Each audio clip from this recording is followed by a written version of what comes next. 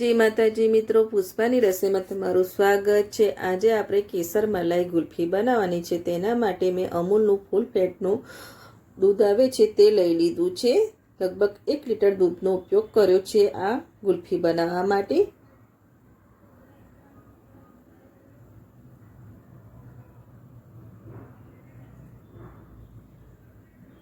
ઝટપટ બની જાય એવી ગુલ્ફી છે। થોડું હલકું પહેલાં ગરમ કરીને દૂધ થોડું આપણે વાટકીમાં લઈ લેવાનું છે। હલકું ગરમ થઈ ગયું છે। એક વાટકીમાં મેં કાજુ લઈ લીધા છે। 8 થી 10 કાજુ મેં લઈ લીધા છે। તેમાં આપણે દૂધ એડ કરી દઈશું અને કાજુને પલાળવા મૂકી દઈશું 4 થી 5 મિનિટ માટે। ત્યાં સુધી આપણે દૂધને ઉકાળતા રહીશું। લગભગ લીટર જેટલું દૂધ લીધું છે મેં। તેને 500 ગ્રામ દૂધ થાય ત્યાં સુધી તેને પકવવાનું છે। તેને સતત ચલાવતા રહેવાનું છે। ચલાવવાનું આપણે છોડવાનું નથી। આંચ મીડિયમ રાખવાની છે અને સાઈડમાં જે મલાઈ થાય તેને આપણે ચમચાની મદદથી અંદર જ એડ કરવાની છે। અડધી ચમચી જેટલી મેં કેસર લઈ લીધી છે। આપણે કેસર મલાઈ ગુલ્ફી છે એટલે કેસરનો ઉપયોગ કર્યો છે અને 4 થી 5 ચમચી મેં ખાંડ લઈ લીધી છે। મિક્સ કરી લઈશું સરસ। મીડિયમ આંચ ઉપર તેને ચલાવતા જ રહેવાનું છે। જેટલી તમે તે દૂધને પકવશો એટલી તમારી ગુલ્ફી ટેસ્ટી બનશે। હવે એક જાર લઈ લીધું છે। આ જારમાં આપણે જે કાજુ પલાળીને રાખ્યા હતા દૂધમાં તે એડ કરી દઈશું અને 50 ગ્રામ જેટલો મેં મિલ્ક પાવડરનો ઉપયોગ કર્યો છે। તમારે મિલ્ક પાવડર ના લેવો હોય તો તમે કસ્ટર્ડ પાવડર પણ લઈ શકો છો।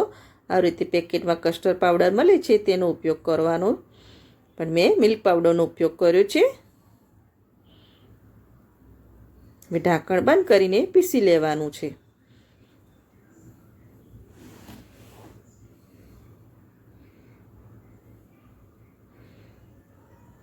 પીસી લઈશું।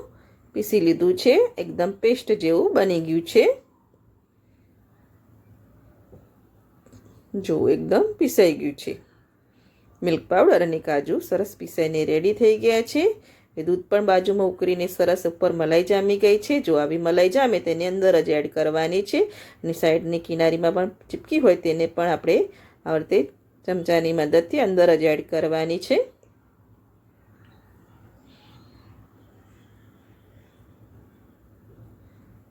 કાજુ અને મિલ્ક પાવડર આપણે જે પીસીને રાખ્યું હતું તે એડ કરી દઈશું।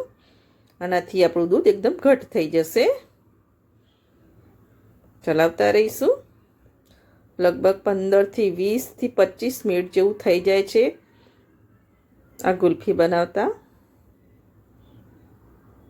જ્યાં સુધી તમારું દૂધ ઘટ ના થઈ જાય ત્યાં સુધી તેને ચલાવતા રહેવાનું છે।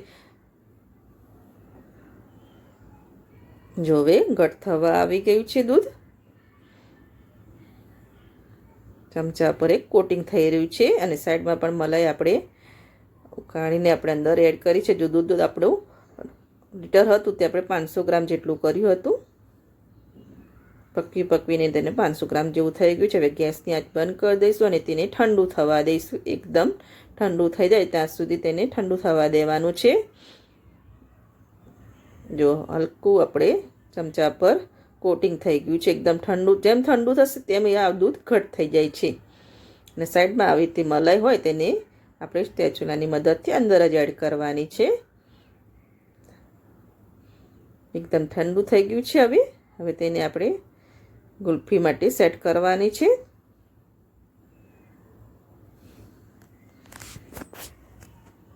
હવે આ ગુલ્ફી તમે આવતી એક વાટકીમાં પણ સેટ કરી શકો છો અને આવતી કપ આવે છે કપમાં પણ સેટ કરી શકો છો। આવતી આવે છે ચાના કપ, પેપર કપ તેમાં પણ કરી શકો છો, પણ પેપર કપ મારે આજે નાના છે એટલે મેં આવતી આઈસ્ક્રીમની ડબ્બી આવે છે તેમાં સેટ કરી છે ને એક વાટકીમાં સેટ કરી છે। મિક્સરને લઈ લઈશું। એકદમ ઠંડુ થાય પછી જ આવતે કરવાનું છે।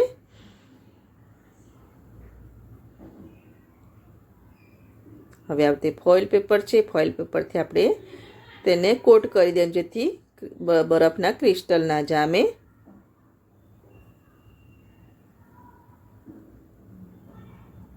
આ રીતે કોટ કરી લઈશું. વાટકીને પણ આ રીતે ફોઇલ પરથી કોટ કરી દેવાનું છે. હવે આપણે તેમાં સ્ટીક એડ કરવાની છે.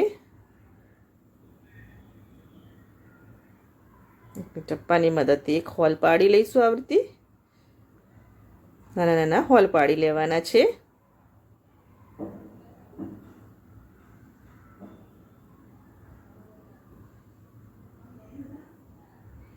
આ રીતે બધાના હોલ પાડી લઈશું અને સ્ટીક આપણે અંદર એડ કરી દઈશું. આ રીતે સ્ટીક એડ કરી દીધી છે. જો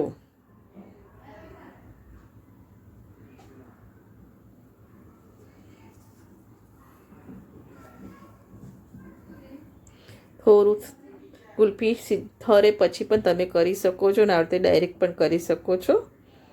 થઈ ગયું. આ રીતે બધી સ્ટીક આપણે એડ કરી દઈશું અને 7 થી 8 કલાક માટે તેને ફ્રીજમાં સેટ થવા મૂકી દઈશું. બધી સ્ટીક મેં એડ કરી દીધી છે. 7 થી 8 કલાક થઈ ગયા છે. હવે આપણે કપવાળી જે છે ગુલ્ફી તેને ચેક કરીશું.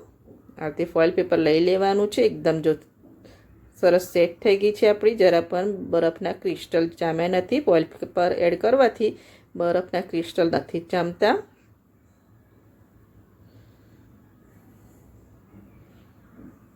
પેપર કાઢી લીધું છે. હવે તેને હલકા હાથેથી આ રીતે હાથની ગરમીથી આ રીતે કરી શકો છો. નહીં તો તમે ડાયરેક્ટ એક વાટકીમાં પાણી લઈને પણ બહાર કાઢી શકો છો. પણ આ રીતે તમે હાથની ગરમીથી આ રીતે હાથમાં ફેરવશો એટલે 4-5 મિનિટમાં જ નીકળી જાય છે. બધી ગુલ્ફીને આપણે હાથથી આ રીતે કરી લઈશું.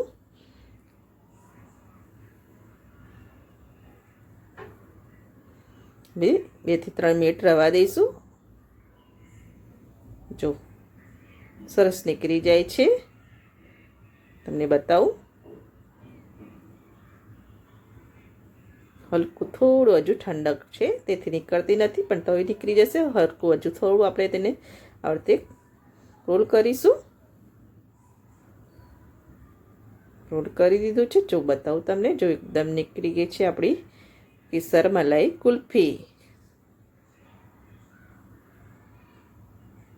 હલકું તે આ લઈ લેવાનું છે. જો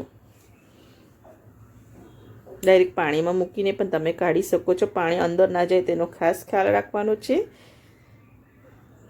જો થઈ ગયું છે, બનીને રેડી થઈ ગઈ છે કેસર મલાઈ ગુલ્ફી. ઝટપટ બની જાય એવી મલાઈ ગુલ્ફી બનીને રેડી છે. તમે એકવાર જરૂરથી ટ્રાય કરજો. અને જો તમને મારી કેસર મલાઈ ગુલ્ફીની રેસીપી ગમતી હોય તો મારા વિડીયોને લાઇક કરજો, સબસ્ક્રાઈબ કરજો, બેલ આઇકન જરૂરથી દબાવજો. ઝટપટ બની જાય એવી મલાઈ ગુલ્ફી.